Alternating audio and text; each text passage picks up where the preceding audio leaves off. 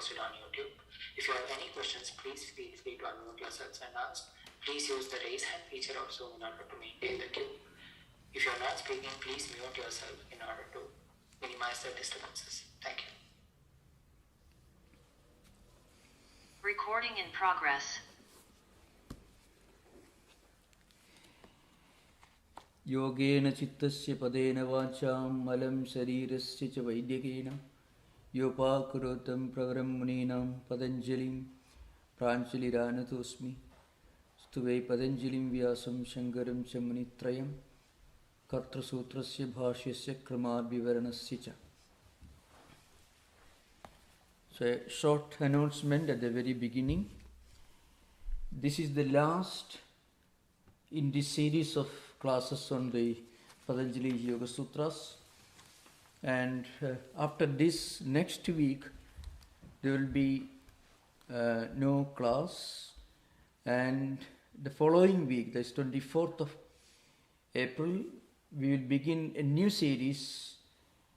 I shall announce the topic of the new series within a few days, but it will be something related to Indian philosophical systems, which include Buddhism, discussions on different fundamental scriptures of Hinduism, Buddhism, including the Pali canonical literature, especially those which are more well known in the West, like for example Satyabhana Sutta, Mahasatyabhana Sutta, and then so it's all foundational works related to mindfulness, then Dhammapada, and of course the Vedic and Vedanta scriptures.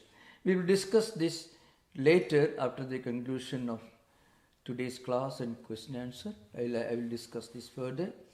Now we will come to the class.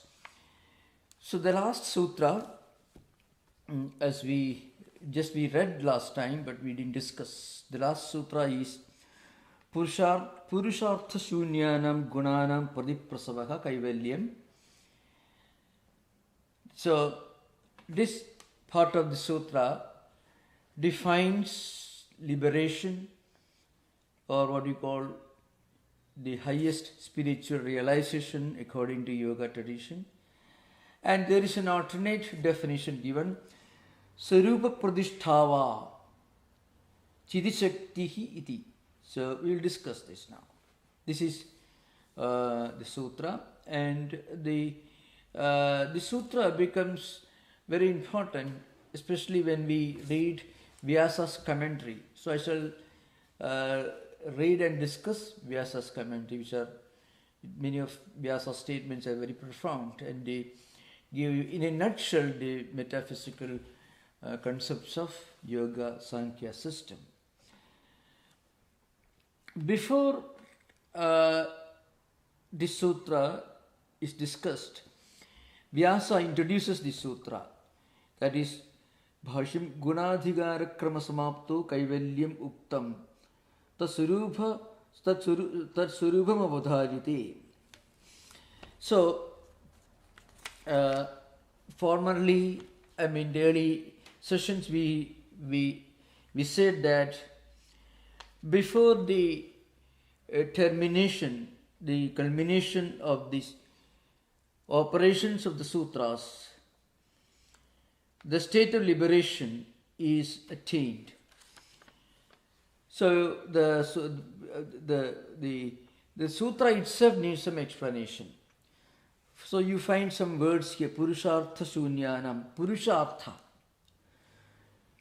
Purushartha means the fundamental human purpose of life and activities. What are the fundamental goals in human life? So Patanjali divides the fundamental goals of human existence into two categories. One is bhoga, the other is apavarga. So you find these terms used in Vyasa's language. Bhoga implies our natural human instincts and desires, and our efforts and the methods that we employ to achieve those goals. For example, money, wealth, status, prosperity, health, and so on. Profession, job, everything.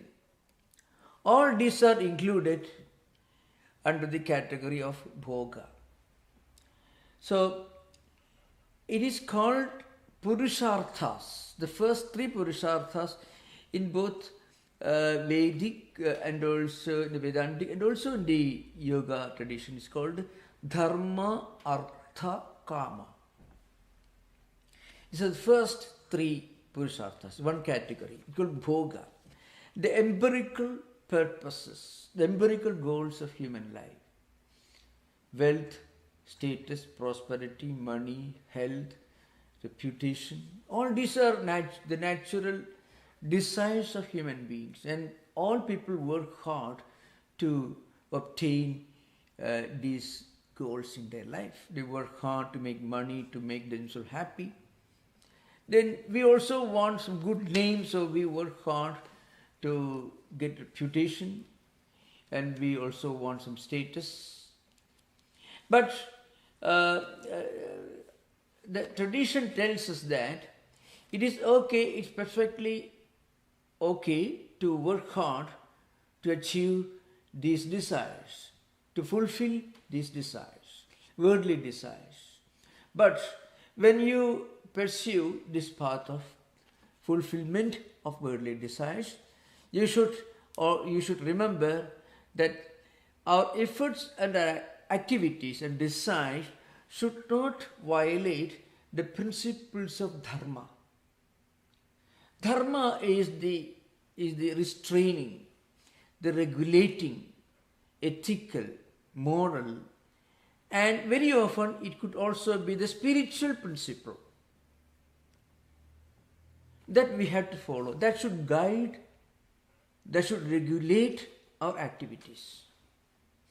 So, now, Purushartha Shunyanam, what does it mean?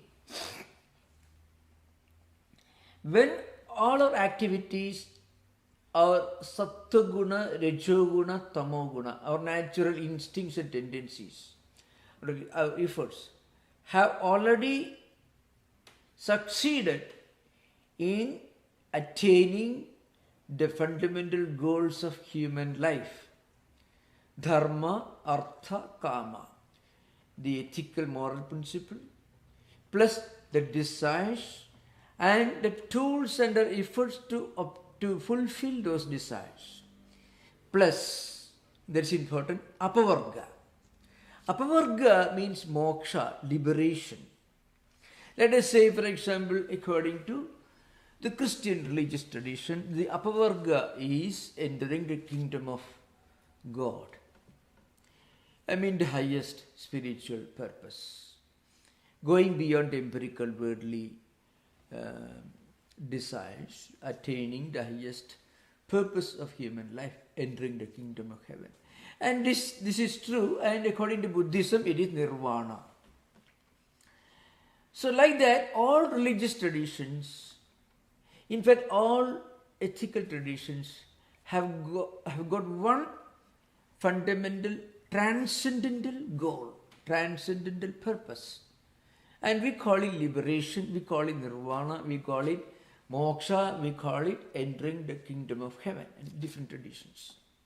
That is called Apavarga. Now, Patanjali says all the activities of these human tendencies and temperaments, which are included in three guna, sattva guna, rajo guna, tamo guna, are to obtain these goals, bhoga, dharma, artha, kama, that means worldly desires and their attainment, without deviating from the path of dharma, along with dharma, plus the transcendental, supreme spiritual purpose, liberation. So, Gunanam Pradiprasavaka, Kaivalyam. So what is Kaivalyam is defined. Kaivalyam is nothing but the resolution. In other words, evolution in the reverse order of all the gunas. So for that we should know what is the evolution. Then only we will know what is the meaning of evolution in the reverse order. Padiprasava is evolution in the reverse order, counter evolution. Prasava is evolution. So what is evolution in yoga? Evolution is this much. That is, first you from Prakriti, the cosmic intelligence, Mahatattva, then Ahankara, the ego system, then mind, then intellect, then senses, 5 senses, Panchatanmatras, then the 5 elements, 5 external objects. So in the Vedantic tradition, Atmana Akasha, Akashat Vayu, Vayu Raknihi, Agnerapah, Abhya Prithvi, Prithvyam Oshadeha, Oshadibhiha Annam. Like an event evolution means from the Atman, the highest Atman, the space, from space, air principle, from air principle to fire principle, Vayu Nihi Agnerapah, from Abha means water principle, so from fire to water principle, Agni Apaha, from Agni Apaha, Abhi Prithivi, from that the earth, the empirical things. That is Vedantic way of putting. But in the Patanjali yoga system, it is mentioned in this way. First of all, from Prakriti, Prathanam, it is called, Mahattatvam, cosmic intelligence. From that, Ahankara. Ahankara has got 3 aspects, that is Sattvika Ahankara, Rajasiga Ahankara, Tamasiga Ahankara. From Rajasiga and Sattvika Ahankaras, mind and the senses. From Tamasiga Ahankara, the 5 abstract elements, the causal elements, Panchatanmatras and Panchamahabhutas. So we have now moved in a descending order, and that descending order is Prasava. Prasava actually means coming into birth, being born, that is Prasava. That is the natural order.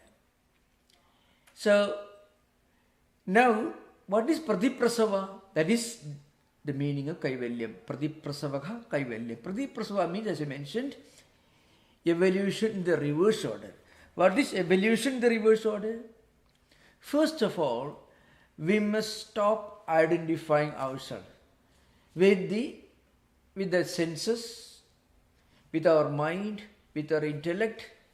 Like that, through a mental process, through proper discriminative wisdom. And so that's the purpose of yoga, studying yoga. But if you take to yoga, the first thing that happens to you is, well, I am not this physical body alone. That's the first thing. In fact, that's what happens when you take the spiritual life. Even when you read any higher book on religion, philosophy or mysticism, or even when you read not necessarily philosophy, some higher music, painting, you see, well, I am not just a bundle of matter. I have something much more in me than a tree or a rock. I am something much more. That's the first stage. That's the first experience that you get when you connect with something that is transcendental, something higher, something that is beyond the empirical. You start thinking beyond today, beyond the present, beyond empirical, beyond matter. That is actually the beginning of the Pradiprasava, counter evolution. We are evolving in the reverse order. We have evolved, we are descended from Prakriti to Mahatattva, Ahankara, then Tanmatras and Panchamahabhutas. We have descended to the last stage till we have degenerated to such a level that we identify ourselves with these external objects. Now we have to start our journey backward from effect to cause. And this is reverse order, evolution, the reverse order. It is called Pradiprasava. And this is Kaivalyam. At the end of this reverse evolution, you reach Kaivalyam. Kevalasya bhavaha Kaivalyam. You attain your identity with the one all-pervading cosmic intelligence and consciousness. That is Purusha. This is the definition of Kaivalyam. So Purushartha Shunyanam Gunanam Pradiprasavaha. Why Purushartha Shunya? There are no more things to be attained, nothing more to be attained. Actually, when a person practices Ashtanga Yoga and attains Samadhi and Viveka Khyadi, then he will realize that he is one with the cosmic intelligence, consciousness, he is one with Atman, one with Purusha, and then he won't have any interest in going after worldly attainments, worldly achievements, worldly pleasures, sensory pleasures, because he has gone beyond them. He has gone beyond bhoga, and he has already attained apavarga, liberation. So gunas have no more purpose in life. So actually, this Sattva-guna, Rajo-guna, Tamo-guna, which are the constituents of Prakriti, they undergo different levels of changes. Essentially, they don't change, but the names and forms will change. We already discussed the previous sutras. After attaining through this evolution all that the world can offer, and also the supreme spiritual goal which the world cannot give us, that is liberation. Now gunas have no more purpose in life. That's why Purushartha Shunyanam Gunanam Pradiprasavaka means effects resolving back to their cause. Effect going back to cause. It is, well, I can give an example. See, if a goldsmith sees different golden ornaments, he can see in each of these golden ornaments only gold. So names and forms do not matter so far as he is concerned. He measures the value of a golden ornament only in terms of the quality of the gold out of which these golden ornaments are made. So far as he is concerned, he doesn't think in terms of different names and forms, which are the effects of the evolution taking place at the level of gunas. That's why Purushartha Shunyanam Gunanam Pradiprasava Kaivalyam. So this is one definition. That is, gunas or the evolutionary process has nothing more to attain. Actually, human beings reach the top of the evolutionary process, not because of biological evolution alone, but because there is another kind of evolution possible for every human being, and that evolution takes place not at the level of a body or even mind. It happens at another higher level. Only human beings can think and act and look about himself and think of the origin, the beginning of the universe, the purpose of creation, the purpose of human existence. All these thoughts are possible only for human beings because they can think beyond instinct. So they reach this evolutionary process. But this is actually only evolution. But reverse evolution, that is spiritual process, that happens only through conscious effort. And there are different methods employed for this reverse evolution. Vedanta gives different methods. For example, Panchakosha Viveka means when you de-identify, when you do not identify yourself with the body, with the vital energy, with the mind, with the intellect, when you go beyond all this, you go in search of the ultimate cause. So you are not the Annamaya Kosha, you are not the Pranamaya Kosha, you are not the Manomaya Kosha, you are not the Vijnanamaya Kosha, you are the Anandamaya Kosha, which is closest to Atman. So this is the Panchakosha Vivarana. Well, this is a subject. If you are interested, you can ask question during interaction. Most welcome. The second process in Vedanta is, because this is very similar to Vedanta, Avasthatraya Vichara. You analyze what you are, what you experience during waking state, dream state, and deep sleep state, and the differences. Finally, you realize that there is one ultimate witness, the drashta, the subject, the seer, the perceiver, what you call Sakshi in Sanskrit, which is present all the time in the waking state, in dream state, and in deep sleep state, Jagra, Swapna, Sushupti. That is Avasthatraya Sakshi, the witness of the three states. That is one method of this Pratiprasava. The third one is Dridrishya Viveka, means you realize the empirical changing nature of all the objects that you see, and also you realize the unchanging, the changeless nature of the perceiver, the Atman.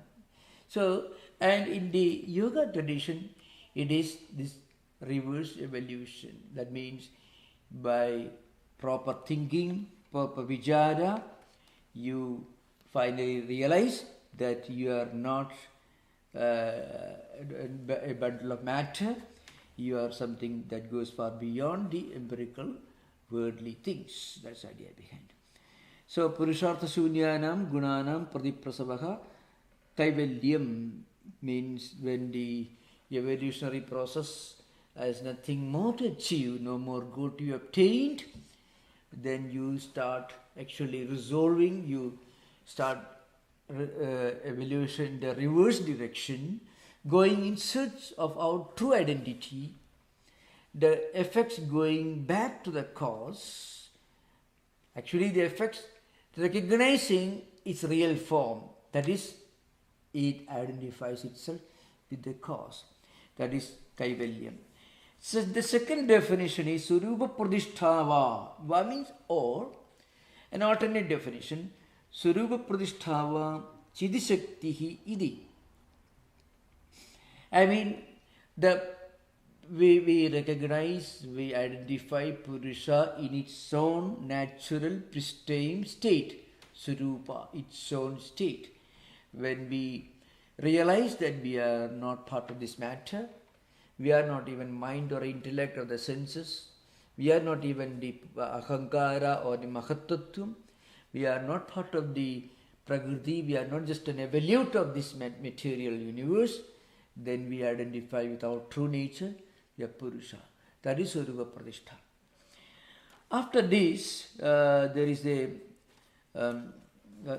discussion continues. These are very, very important statements in the Vyasa's commentary. Krita bhoga apavarganam purushartha shunyanam yat pradiprasavaha karyakaranatmanam gunanam tat kaivalyam. So kaivalya is defined here. That's actually is an expansion of the sutra. Krita bhoga apavarganam means bhoga, dharma, artha, kama. Dharma means the regulating, guiding principle. That is dharma. And artha means the tools that we use, the instruments that we need for attaining our desired goals. And kama is the purpose or the empirical worldly purpose for which we are working. And all our efforts in search of fulfilling worldly needs should be according to the principles of dharma. So dharma, artha, kama, together called bhoga. Apavarga is the transcendental goal, that is liberation, moksha we call. As I mentioned earlier, in every spiritual tradition, there is this concept of some higher transcendental state, a desire to look beyond this world, a desire to identify ourselves with something not of this world. Actually, if a person thinks of himself only in terms of this world and the problems of life in this world, life will be miserable. Actually, we are actually disinheriting ourselves from our heritage. So yoga and Vedanta will tell you, no, you are something much greater than this matter, much greater than this body. So the purpose of both the empirical and the transcendental, all those goals are attained. So there is no more any goal to be obtained. Then you actually start thinking and you identify yourself with your Atman. Pratiprasavaka Karyakaranatmanam Gunanam Tat Kaivalyam. So these gunas, which are of the nature of being a cause and also producing an effect, they go back to their real original nature, and that is Pratiprasavaka. Now remember, this is actually a mental process. So yoga is not some kind of a physical exercise. Physical exercise does form a part of yoga training. Asana, for example, that is a physical. But there again, it is training the body in such a way that the body can remain in a state of concentration without any effort for a long time. That is sthira sukham asanam. Sthira means for a long time. Sukha means without any internal conflict or disturbance. Even for the body to cooperate when you want to meditate, the body should have some degree of health and should be in a good state of conditions. If the body has a disease, then you won't be able to meditate, you won't be able to practice many of the earlier disciplines in yoga. Once you reach a higher level of yogic life, then you can dictate your body. But at the beginning, body will dictate to you. If you have got any health problem, you won't be able to sit and concentrate. The body will disturb the mind. So body will drag our mind towards itself. But as you progress in spiritual life, mind can dictate terms to the body. That's the main difference between an advanced spiritual practitioner and a beginner. A beginner has to obey the demands of the body. But an advanced spiritual seeker can tell the body, no, you sit there, you meditate. Because mind can dictate terms to the body. That's what happens when you practice yamas and niyamas, asana, pranayama, pratyahara. Pratyahara is actually a process of mind telling the body, no, don't go there, come here. You don't allow your senses to drag your mind to its external thing. That is pratyahara. So, Saruva Pradishta. Saruva Pradishta punaha buddhisattva anabhisanthat purushasya chidisaktireva kaivala. So what is Saruva Pradishta? What's the meaning of being established in its own pristine, pure nature? It means punaha buddhisattva anabhisanthat. Then you are no more connected to your buddhi. You are completely disconnected with your mind and buddhi. Because you identify yourself with Atman. with something not buddhi or mind, because buddhi and mind are evolutes of prakriti, you have gone beyond all that. That's why a highly advanced spiritual seeker, he doesn't have to work hard to meditate or to repeat japa or holy names, because his mind is naturally immersed in spiritual practices. At the beginning, we have to use a lot of persuasion. We have to use a lot of force to compel our mind to cooperate. Our mind will not cooperate. But if you advance further and further, mind begins to cooperate, which means mind is slowly getting liberated from the prison of body. And as you go further, even you transcend even mind, you get disconnected with mind and buddhi.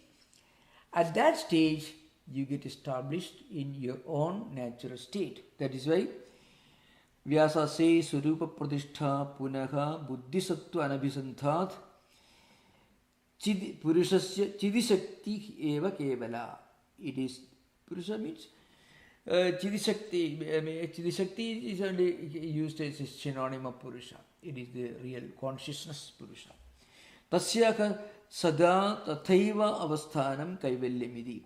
And that Purusha, the Chidishakti, it remains in that natural state for a long time. It doesn't go back. So when you reach that stage, you are no more tempted, you are no more affected, you are no more disturbed by any of the antarayas or obstacles in a vyadhi, sthana, alasya, etc.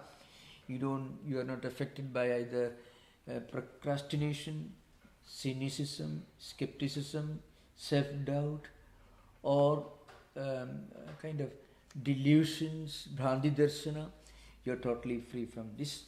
So mind remains in a state of perfect peace and happiness. That is called viveka khyadi.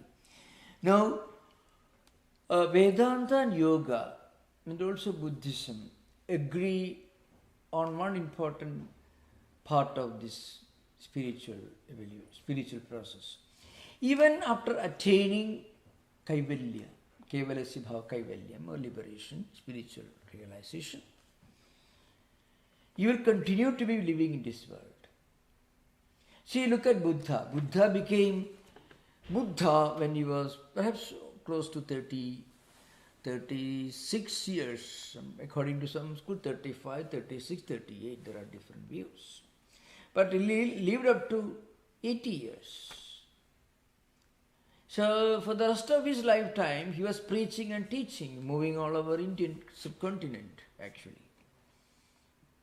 So after Nirvana, what did he do? He did what he was conditioned to do.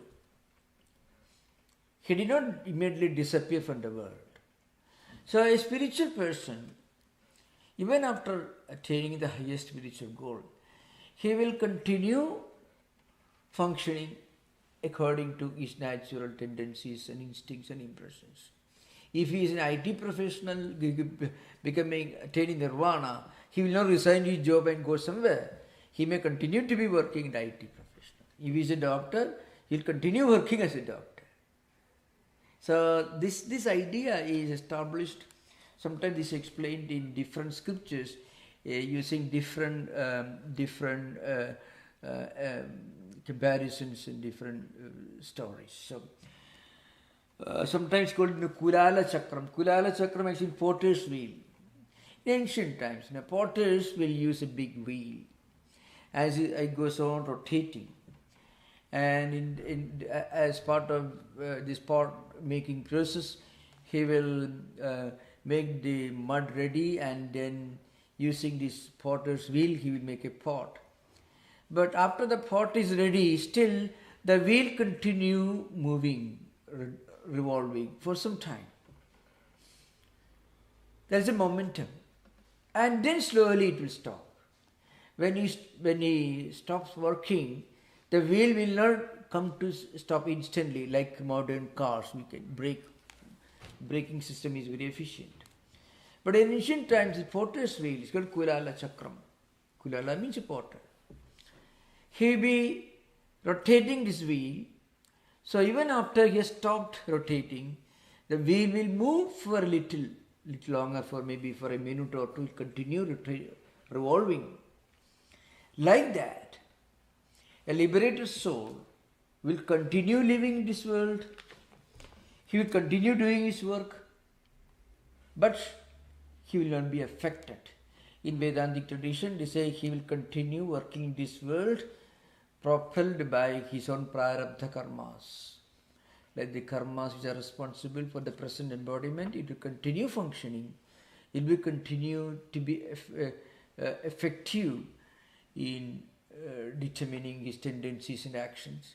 It will continue. But then slowly it will stop. So, iti Sri Patanjali Yoga Shastre Sankhya Pravajane Vaiyasike Kaivalyapada Chadurtha. So the Bhashya comes to an end. Now, in a few minutes I shall try to make a short synopsis of this class, the Yoga Sutra, because I already done it many times. Every time when we have some interval, I actually recapitulated, made a revision of the previous text, but still just for a few minutes. So we should remember this yoga book has got 4 sections, 4 chapters, as you know, and 195 sutras divided into 4 chapters.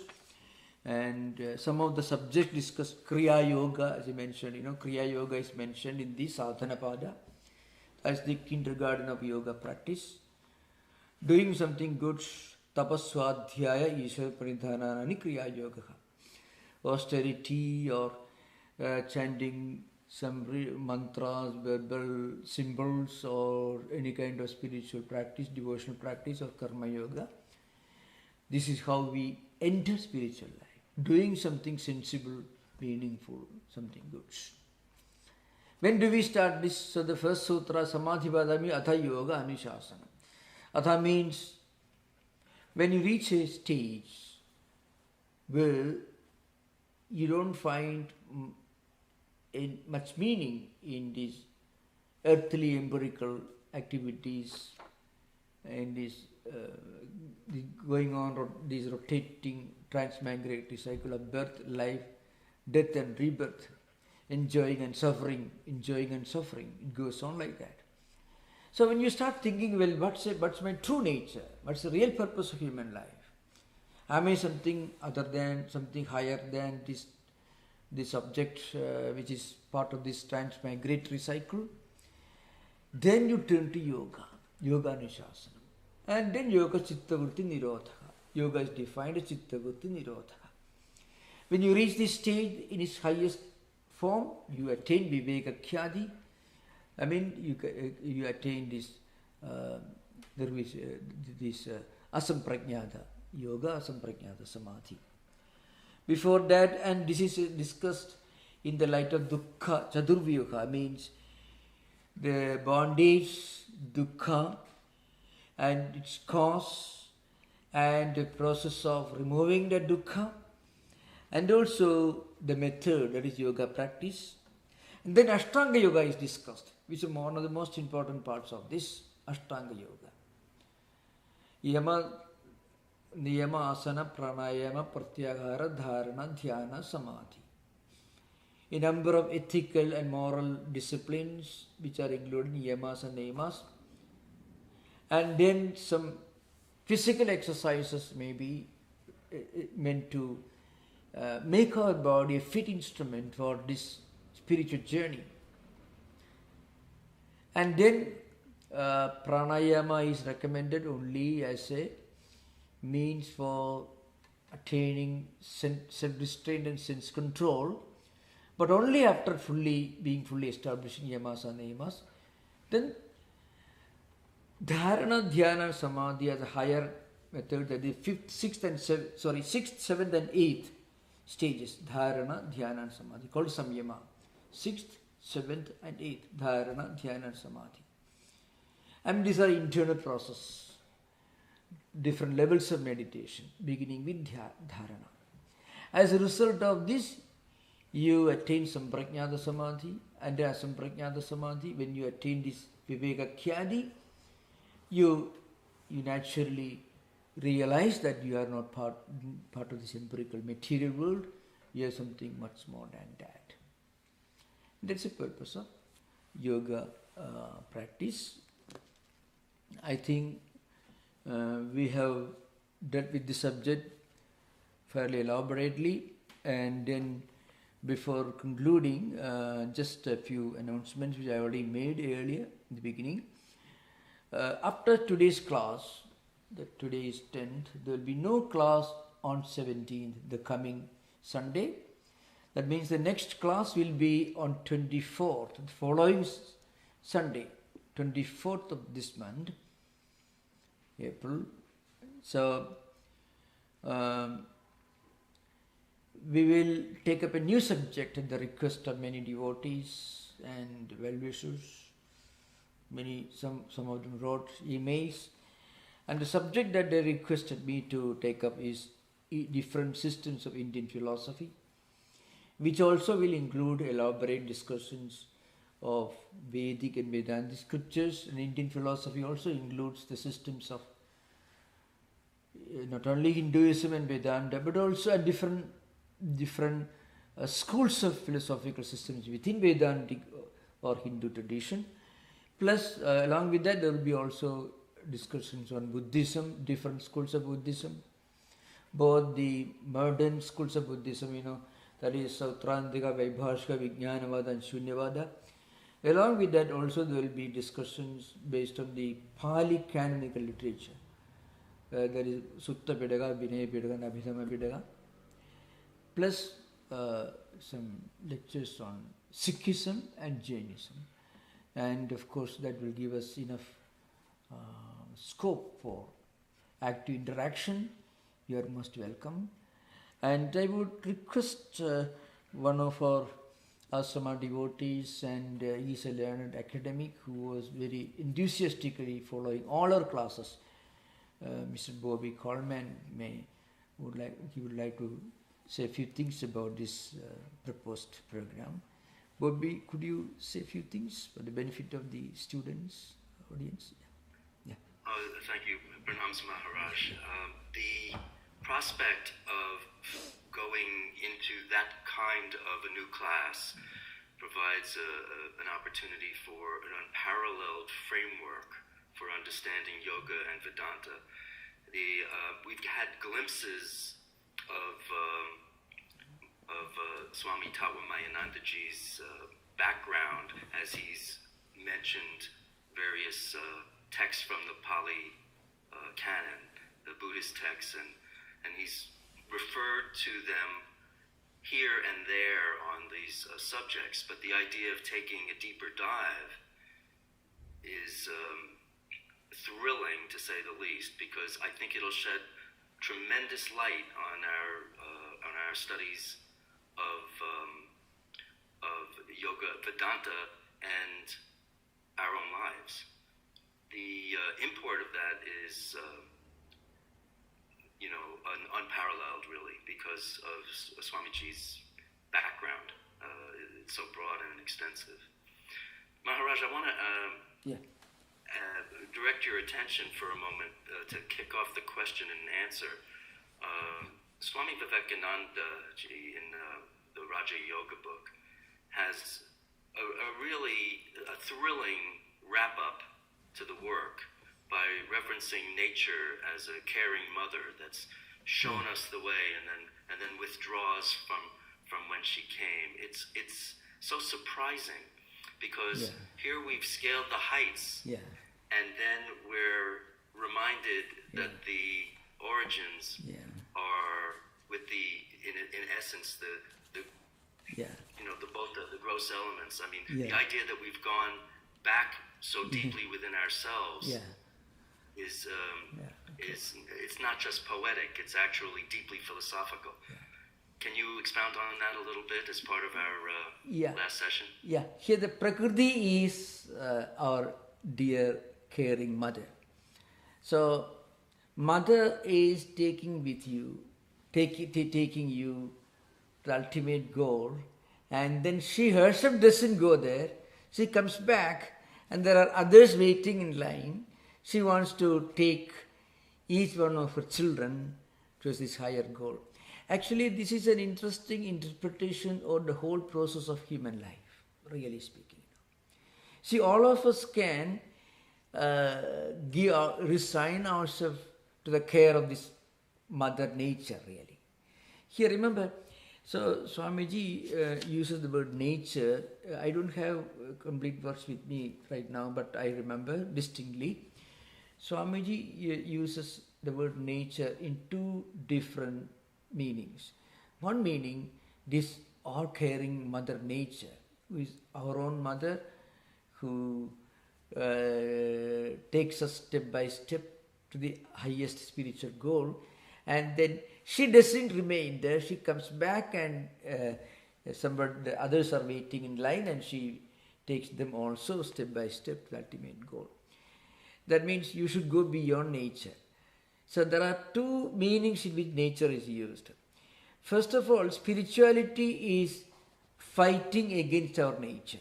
There you find some such expressions in complete works. What is fighting against nature and also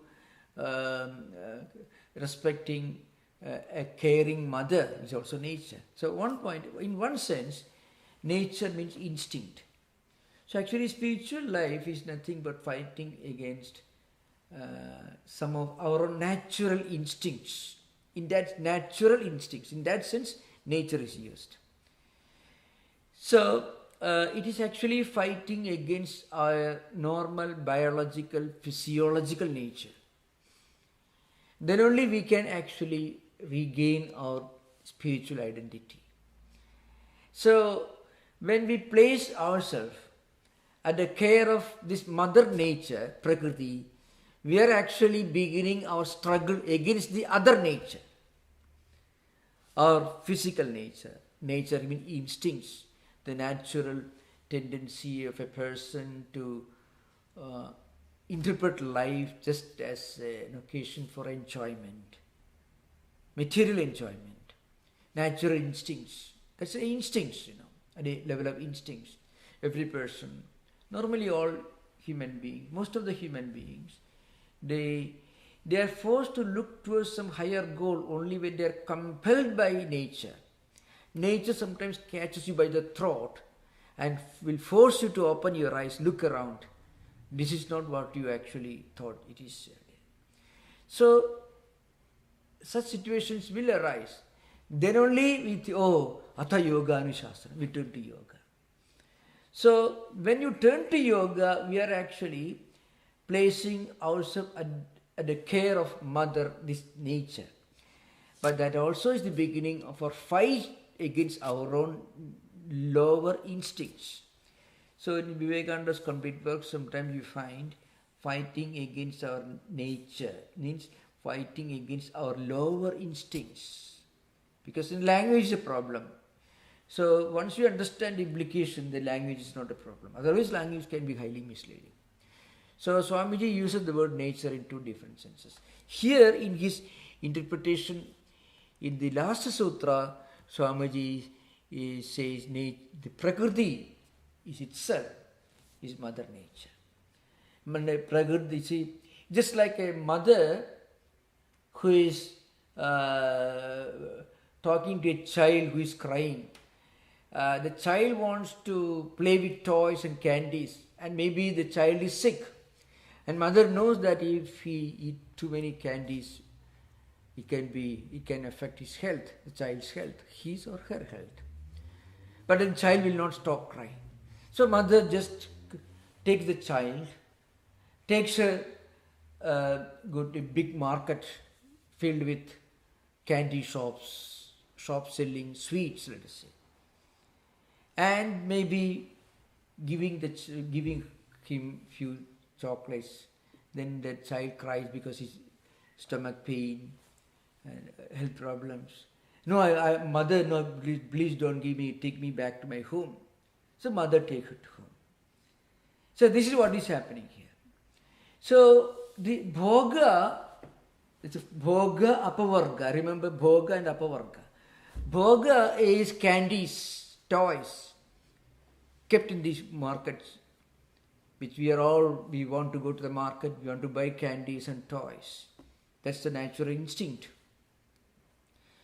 But this loving mother knows very well that we won't stop insisting on going to the shop and eating those candies. If mother tells us, no, it's not good for you to eat, no, we want to eat it. All right, you take it to the shop, and it's after seeing it, you eat a few candies, you fall sick, then the child cries, he wants to be taken back to his home. So now you are coming back to your home. You don't want to stay in home because you want to go to the market to eat. So like that, more or less like that. We all want this bhoga, the three purusharthas, artha and kama, enjoyments and the tools for enjoyment. But if you have dharma, then one day we'll realize that artha and kama, they are the limitations. So we will start looking for something higher. That is apavarga, moksha. And here says, once you understand this is the essence of human life, the problem is solved. That's the idea behind it. Okay. Thank you, Maharaj. Thank you. So once again, I thank you for calling on me. I want to encourage everybody in a couple of weeks to bring their friends so that we can explore together the majesty of the tableau of Indian philosophy. Sri Rama, you had your hand up first, and then David. Yeah. Swamiji, you talked about Pratiprasava as a reverse evolution. Yeah. You said it can be achieved with the three vicharas. Yeah. The Panchakosha vichara or Viveka. Yeah. Astatraya Viveka and the Drigdishya Viveka. Yeah. Just a comment, Swamiji. All of these essentially amount to, in Shankara terminology, Tattwabodha comes. Nitya Vastu Viveka. Yeah. So remember, Pratiprasava is a technical term used only in Patanjali yoga system. You don't find that word used in the Vedantic tradition. Normally it's not used. In Vedantic tradition it's used vichara or atmanubhuti, aparokshanubhuti. These are the terms used in Jiva Brahma Aikyam and all in Vedantic tradition. So I was trying to drive home the idea that the yoga equivalent of this Atmanubhuti or Parakshanubhuti, this ultimate higher experience, is Pratiprasava. Pratiprasava has got two meanings. One is the beginning of this journey backward. Backward means journey backward towards our own true identity. Prasava is descending all the way from Prakriti to Mahabhutas, external, objective, the objects, worldly objects. Pratiprasava is you are reversing the journey. You say, well, enough of this world. The child says, no, I don't need any more candies and toys. I want to go home. Childless mother. That's what meaning here. And then the child wants to be taken to her home. So in that sense, Pratiprasava used means reverse birth. The reversal of birth. Prasava means coming into existence. I mean from cause to effect. From unmanifest to the manifest. The empirical. Now we want to go back to our trans-empirical, means beyond empirical, to our true spiritual identity. In that sense, Pratiprasava is used. In the Shankaracharya's, this is mostly used in the Prasthanatraya Bhashyas. You find Avastatraya Vichara is used in the Mandukya, Gautapadagariga Bhashyas, Brihadaranyaka and Chandogya extensively used. Drigdrisya Viveka also contains, it's a small book, Drigdrisya Viveka, and also this Panchakosha Vichara, it is used, Vivarana is used in the Taittiriya Upanishad, and also explained in the Brihadaranyaka and Chandogya tradition. So the idea is Panchakosha, means the 5 seats. So we are actually analyzing our personality. Our grossest and most empirical, most material, objective personality is this physical body, which is the result of the food that we eat. That's all. So it's called Annamaya Kosha. Now, within that there is Pranamaya Kosha. So Annamaya Kosha is involved in Pranamaya Kosha. So vital energy. So we are actually, it's a journey from gross to subtle, and from subtle to something that's more subtle, and again to something still more subtle. Finally we reach the subtlest, that is Anandamaya Kosha. The Kosha is also a technical term used. Anandamaya Kosha is not the same as Atman. The only difference is that it is closest to the Atman. So once we, through Vijara, through this self-analysis of what I am, what my true reality is, we start this journey in search of our own true nature. And then we start thinking, well, I am not this body. That is actually the first stage in Pratiprasava, reverse evolution. Of course, this again takes place at the level of, it's a mental process. Actually, this happens when you meditate, whether you are a devotee, you are following the path of Bhakti Yoga, you have an Ishta Devata, you have a deity and you are meditating, you are taking holy names, or you are practicing Karma Yoga, practicing unselfishness, doing everything just to attain mental purity, or whether you are using this self-analysis, the path of Jnana Yoga, whatever it is, the first thing that happens to you is, well, I am not this physical body alone. To give an example, a true devotee will not hesitate to take in ice cold water in the morning, even if he is sick, because he wants to go to the temple, he wants to do puja. You can see some old people in Indian homes today. But now they stick to their old routine. No compromise on the natural habit of taking bath in the morning and meditating. Why? Because he is actually trying to de-identify himself with the body. If he thinks he's the body, he will not take the risk of putting his body in danger of falling sick. So actually this is what is happening. So when you do fasting in the real sense of the term, when you do any kind of austerity, we are actually telling your body, no, I am something more than you. You should obey me. Body may not cooperate, but you want to force yourself to practice certain disciplines. And then again, sometimes your mind may not cooperate, but you force your mind. You don't listen to what your mind says. You are actually going beyond Manomaya Kosha. The outer shell of body,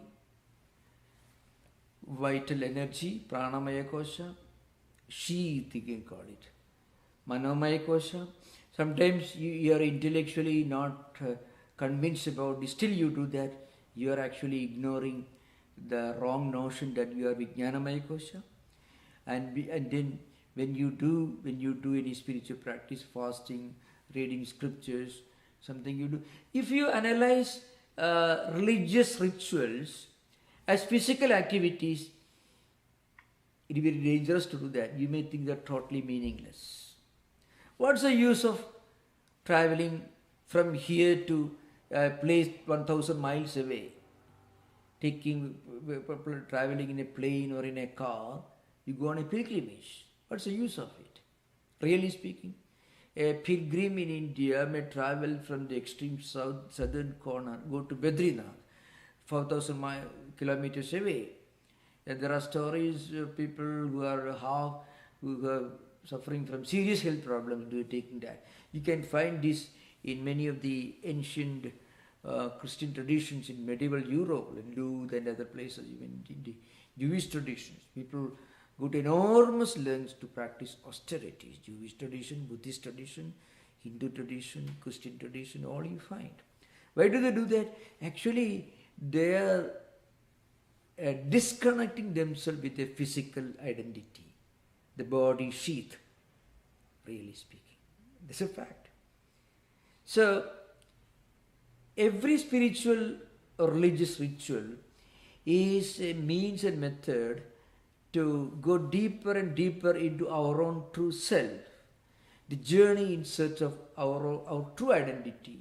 So you pierce through the body sheath, the vital energy sheath that is called Pranamaya Kosha, the sheath of mind, Manomaya Kosha, Vijnanamaya Kosha, and then you feel great inner bliss. You're actually connecting yourself with the Anandamaya Kosha dimension. So that's because Anandamaya Kosha, you feel a great bliss, a great satisfaction, great inner tranquility and peace. But you don't experience even if you get $1 billion lottery, you don't feel that kind of joy. The joy that you feel when you travel all the way 4,000 kilometers from the extreme southern corner of India to Badrinath, extreme north.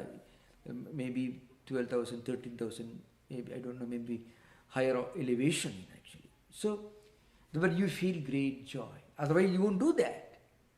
So why? It is, you are actually connecting with your Anandamaya Kosha. That's why in all traditions, consciously or unconsciously, there is this effort to pierce through, to break through our outer shells and go in search of our deeper identities. That is called Panchakosha Vivarana. This is a very brief, I am trying to put in a simple language as far as possible. So that is Panchakosha Vivarana. Tridrishya Viveka, I already, if you analyze everything you find, behind this external eyes, beyond the ears, beyond all the senses with which we see and hear and understand things, there is this mind, and behind this mind there is intellect. Behind this intellect there is this all-seeing witness, Atman. Drashta, it's called. Means the seer, the perceiver, the experiencer. The experiencer is the same, but what is experienced, the objects can change.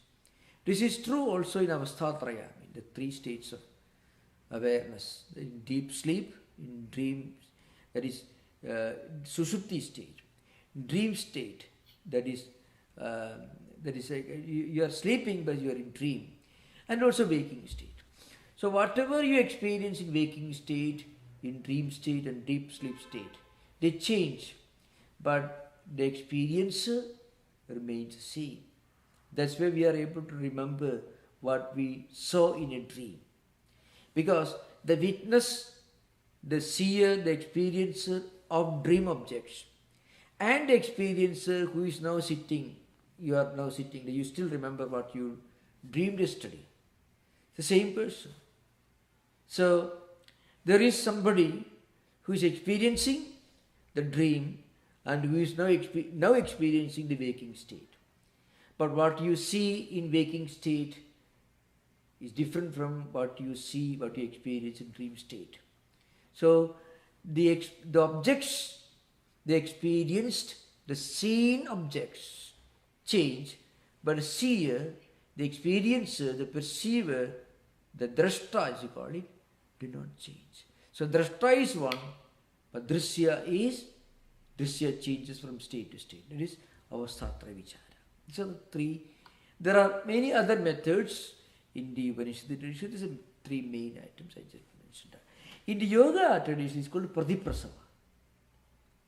Because yoga, Patanjali was not an atheist, but he was not a theist in the same sense you can say about Sri Ramakrishna or Shankaracharya, Ramanuja or Madhva or Jesus Christ or anybody like that, they had a real concept of ultimate reality, God, etc., either personal or impersonal. But Patanjali is not so definite about an anthropomorphic creator God. He doesn't deny, but it's very interesting, in such an ancient age, a philosopher who is a sage can propound a philosophy which is not purely theistic. And just imagine, and when you study Indian philosophy, you learn, perhaps that's one view, the oldest combat philosophical system in India is Indian materialism, Charvaka. It's almost like some kind of Epicurean, it's kind of Bohemian system of philosophy. The Indian materialism is supposed to be older. I mean, if you look, historically, if you analyze the evolution of different systems of India, it's very ancient. And can you imagine somebody, a Vatsyayana is a sage, Vatsyayana Rishi, it's called Rishi. He writes a book. It's not available in their original form now. He is the exponent of a system of Indian philosophy which is cutthroat materialism, really speaking. In fact, many of the modern agnostics and atheists will shudder at the thought of following him, you see. So he makes fun of all the rituals, thousands of years ago. So how do you imagine that thousands of years ago, saints and sages could expound a philosophy purely materialistic? And there was no quarrel. They were not persecuted. They were not given postmortem recognition, after persecuting. No, nothing. They were recognized. That's interesting thing. Okay, thank you. David, that's what you wanted to say something? Well, I have quite a few questions, but I'm trying to figure out which one to ask.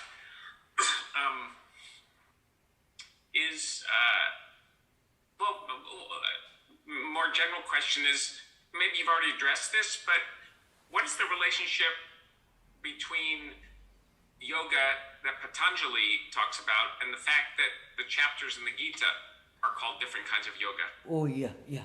In the Gita, of course there's one. Gita, yoga is used in the sense something that helps you to connect with the transcendental.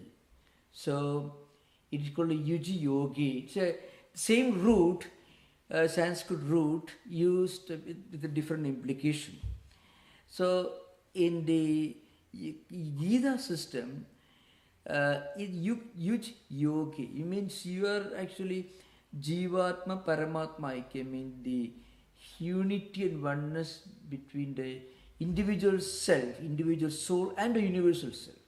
For that, Karma Yoga, you can achieve this highest spiritual goal through practicing unselfish action, by practicing Bhakti Yoga, the path of devotion, and also the path of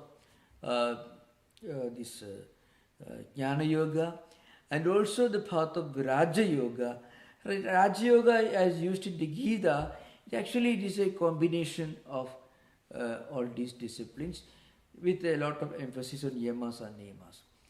In the Patanjali system, Yuj Samadho means the same root has got a different meaning. It means this yoga that leads to samadhi. So when you attain the samadhi, you attain the chitta vritti nirodha. You go beyond our chitta vrittis or mental waves, mental tendencies, or samskaras, or transcendent. You attain your true identity, samadhi. So the same Sanskrit root, same word which has got two roots according to Panini system. Yuj Samadho and Yuj Yogi. Yoga means union. Samadhi means samadhi. But does it know which one was used first? Did the yoga, was yoga the term used in Bhagavad Gita first or first by Patanjali? Yeah. Patanjali system is relatively modern compared to Gita. Gita is very ancient. Bhagavad Gita is much more ancient, really speaking. Patanjali system is relatively modern, because maybe it's around there are different views depending upon the sources, maybe 1200 BC, or some people say it is even less ancient, maybe 900, 800 BC and so on.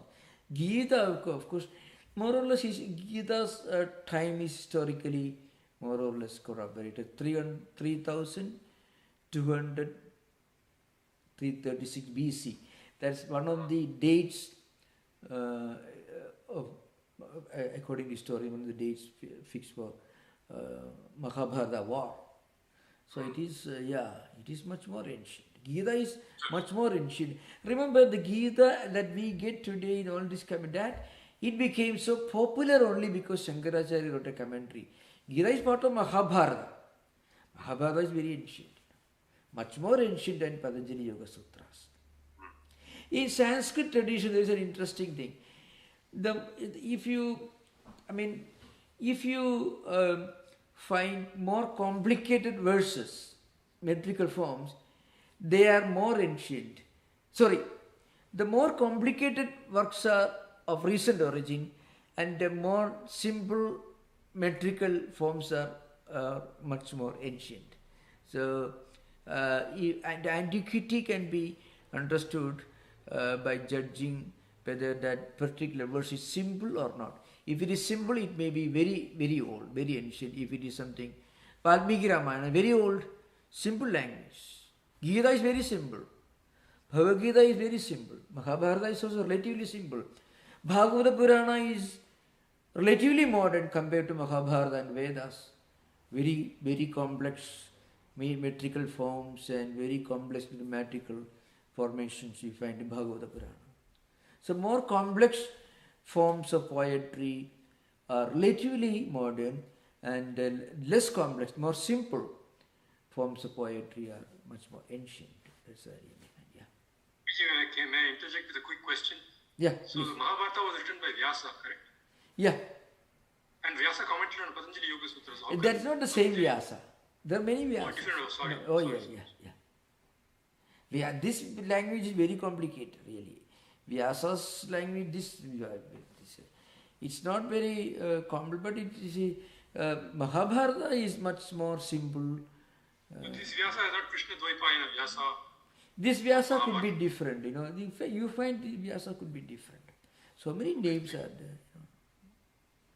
Mark, your hand is up. You're next. Yeah. Pranam Maharaj. Yeah, namaskar. We've been talking about the three gunas, and we have sattva, rajas, and tamas. Yeah.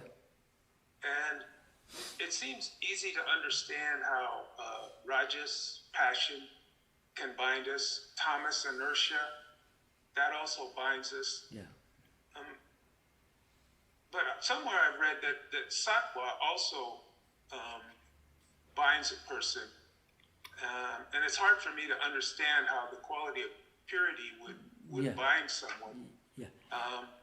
But if it does, could you explain why it does? Yeah. Of the three gunas, the lowest is tamoguna and the highest is sattva-guna. But sattva-guna also can be bondage. But it is a bondage that can actually help you to liberate. It can also help you indirectly to get liberation from bondage. Sattva-guna, the characteristic of sattva-guna is you are capable of doing things, but you are not disturbed. Rajoguna, a person who is full of Rajoguna, will be very active, very ambitious, very disturbed, getting angry if things don't go well, be extremely happy when everything is fine. He will never remain inactive. Lot of energy, lot of enthusiasm, lot of attachment, lot of ambition. That is Rajoguna. These gunas can be understood only by the external manifestations, outer manifestations. Tamoguni, a person who is into tamoguna, he is ignorant, inactive, but he is not inactive because he doesn't want things. he is not willing to put up the effort to attain what he wants. So, nidra alasya paramadoktam tat tamasam udakaram, Gita defines. So, it's a kind of allegoric language, sleepishness, laziness, and also total confusion and delusions, and also being under wrong notions. So, inertia, laziness, insensitivity, inactivity, at the same time full of desire and ambition, and total unwillingness to work hard to attain, to fulfill those desires. That is tamoguna. A rajoguni also has plenty of desires, but he works hard to obtain those desires. So he is very much into action, ambition. A sattva person endures sattva is, he is capable of and ready and willing to work hard, to do great things, but he can also remain calm and quiet.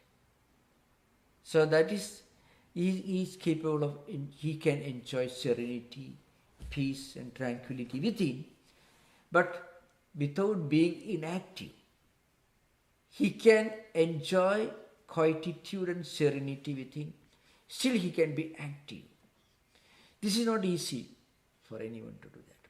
So all the great spiritual teachers, many of them displayed tremendous powers of efficiency, activity, but at the same time they could always remain in a sense of remain in a state of tranquility and peace and serenity. So all the great spiritual teachers, they did something for themselves and also for humanity. How could they do that?